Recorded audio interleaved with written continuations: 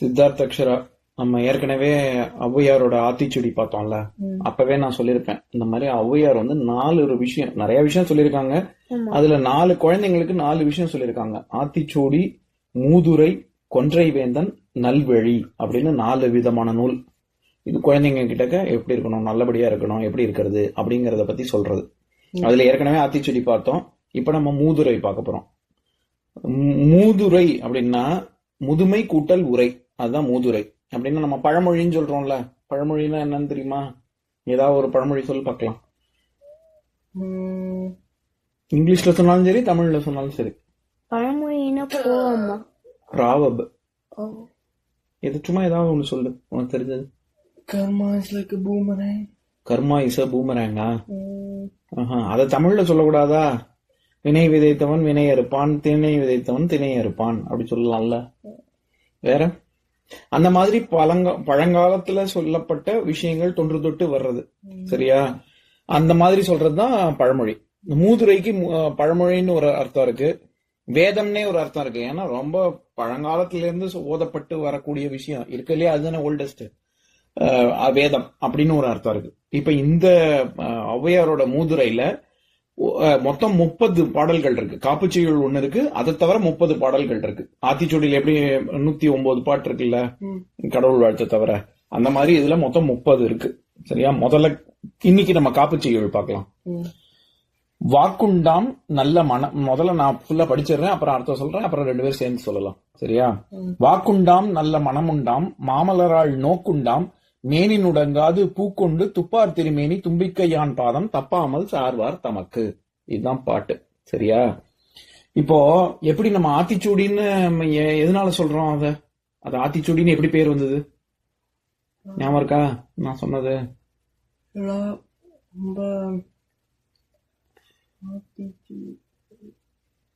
கடவுள் வாழ்த்து எப்படி ஆரம்பிக்கும்?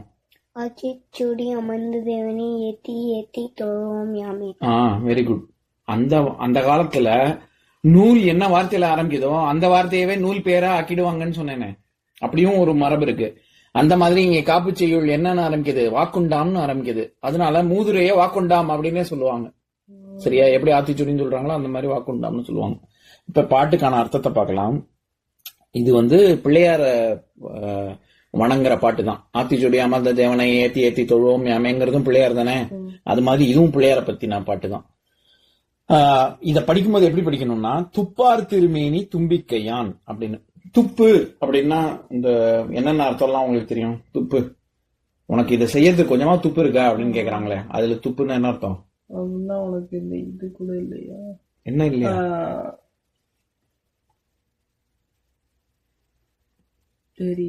தெரியலையா? இத செய்வதற்கு உனக்கு வலிமை இருக்கா? துப்புன்னா வலிமைன்னு அர்த்தம். சரியா? ரீசன் ரீசன் இருக்கா? அந்த மாதிரி இல்ல காரணம். இது எதுக்காக பண்ற அப்படி இல்ல, இத உன்னால செய்ய முடியுமா அப்படின்னு அர்த்தம்.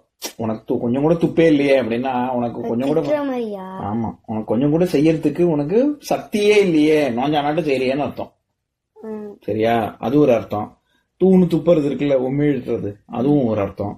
இன்னொன்னு துப்பாருக்கு துப்பாய துப்பாக்கி துப்பாருக்கு துப்பாய தூவும் மழை, அதுல துப்புக்குன்னா என்ன அர்த்தம்? உணவு உண்பவர்களுக்கு உணவுன்னே ஒரு அர்த்தம் இருக்கு. துப்பாருக்கு துப்பாய நல்ல உணவாகவும் ஆகும் மழை அப்படின்னு. துப்பாக்கு துப்பாய வந்து திருக்குறள். ஓ, திருக்குறள். ஆமா. அந்த மாதிரி இந்த இடத்துல துப்புன்னா இன்னொரு பவழம்னு ஒரு அர்த்தம் இருக்கு. பவழம்னா என்ன தெரியுமா? பாத்திருக்கீங்களா? பேர்னா முத்து. ரெட் கோரல்னு சொல்லுவாங்கல்ல, சிவப்பு நிறத்துல இருக்கக்கூடிய கல்லு. அவங்க சொல்லுவாங்க, ஆனா நான் பார்த்தது இல்லையா? நான் அப்புறம் உனக்கு கூகுள்ல போட்டு காமிக்கிறேன். சரியா? பவழம்னா அது ஒரு விதமான நவரத்னங்கள் சொல்றாங்களா, 9 ரத்னங்கள், அதுல ஒரு ரத்னம் பவழம். அது பவழம் வந்து ரொம்ப செக்கச்சவேர்னு இருக்கும், பயங்கர சிவப்பா இருக்கும். சரியா? பாக்குறதுக்கும் அழகா இருக்கும். அந்த இந்த இடத்துல துப்பாரு திருமேனி அப்படின்னா துப்பு, இந்த இடத்துல வர்ற துப்புங்கிறது பவழம் அப்படின்னு அர்த்தம். பிள்ளையாரோட திருப்பு ஆர் அப்படின்னா அது போல, அது மாதிரி, லைக்னு சொல்றோம்ல இங்கிலீஷ்ல, லைக் திஸ் லைக் தட் அப்படின்னு. அந்த மாதிரி ஆர்னா இது மாதிரின்னு அர்த்தம். துப்பார் திருமேனி தும்பிக்கையான். தும்பிக்கையான்னா யாரு? பிள்ளையார். தும்பிக்கை கொண்டவர் பிள்ளையார். பிள்ளையாரோட மேனி பவழ மேனியா இருக்கான். துப்பு ஆறு துப்பார் திருமேனி பவள மேனியா இருக்கக்கூடிய பிள்ளையார தப்பாமல் சார்வார் தமக்கு.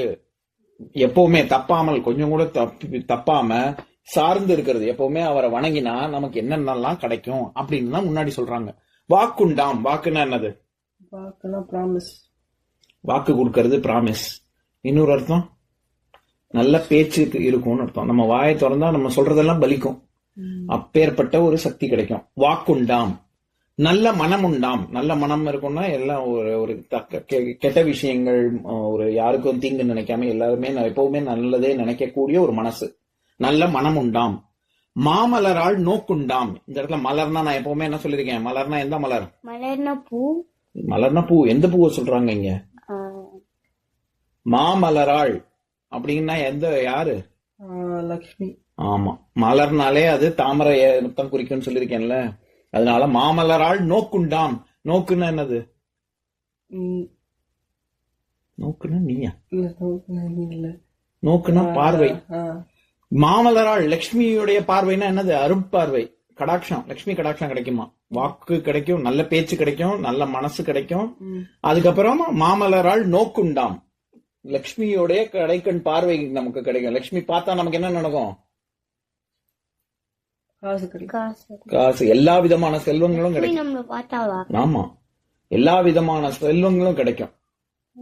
சரியா? சரஸ்வதி கிட்ட இருந்து நமக்கு ஞானம் கிடைக்குது இல்ல, அந்த மாதிரி லட்சுமி. ஆமா, படிப்பும் கிடைக்குது. அந்த மாதிரி லட்சுமி கிட்டக்க நம்ம எல்லா செல்வமும் கிடைக்கும். செல்வம்னா வெறும் காசு பணம் மட்டும் இல்ல, உடம்பு நன்னா இருந்தா அதுவும் செல்வம் தானே.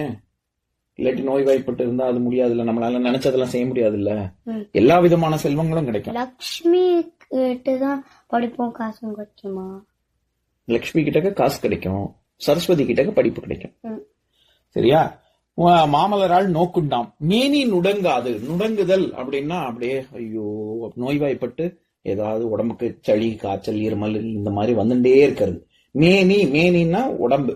உடம்பு கெட்டு போவே போகாது, நல்லா எப்பவுமே ரொம்ப பிரிஸ்கா ஃப்ரெஷ்ஷா இருந்தா எப்படி இருக்கும், அப்படி இருக்கும் பிள்ளையார கும்பிட்டா அப்படி சொல்றாங்க. இந்த மாதிரி வாக்கு, நல்ல மனம், இது லட்சுமி கடாட்சம், இது எல்லாமே கிடைக்கும். எப்படி நம்ம பிள்ளையார வேண்டினா அப்படின்னா பூ கொண்டு அவருக்கு பூஜை பண்றது, புஷ்பத்தை வச்சு பூஜை பண்ணி நம்ம இதெல்லாம் பண்ணோம்னா நமக்கு இதெல்லாம் கிடைக்கும் அப்படின்னு சொல்றாரு. நான் பாட்டை ஒரு தடவை படிக்கிறேன், நீங்களும் பின்னாடியே சொல்லுங்க. வாக்குண்டாம், நல்ல மனமுண்டாம், மாமலரால் நோக்குண்டாம், மேனி நுடங்காது, பூக்கொண்டு துப்பார் திருமேனி, தும்பிக்கையான் பாதம், தப்பாமல் சார்வார் தமக்கு. இன்னொரு நாள் இன்னொரு பாட்டு பார்க்கலாம்.